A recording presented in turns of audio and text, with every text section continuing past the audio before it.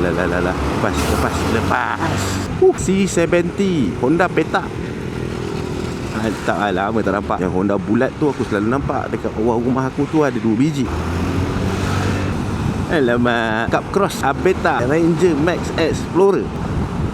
Tak abang, Azra Evolution Cup Cross. Hai adik. Aku tegur motor dia tau, bukan tegur orang. Maklumlah, saudara kecil kepada Encik ADV 350 ni. Tak tegur kan, nanti dia cakap lah, Abang Ngah sombong tak tegur. Wop. Abang ni dia nak ke kiri, kita bagi dia lalu dulu. Alright. Bau baeng syak lori sampah. Tapi dah nama pun lori sampah, takkan nak bau kuah roti canai pula kan.